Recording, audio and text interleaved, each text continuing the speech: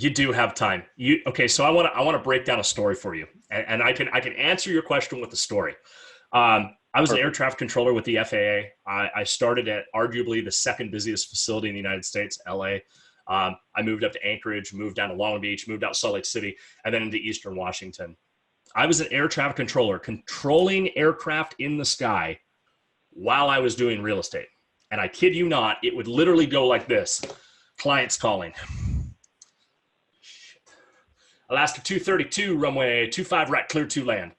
Yes, Brett. And I would literally be doing two things at once. And yeah, that's going to freak out the people that are on this webinar right now. But that's what I had to do. When people are saying, I don't have time to do this, what are you doing during the time when you're working on your business? What are you doing? If it's not, I'm prospecting for business. If it's not, I'm on the phone working to prospect for business.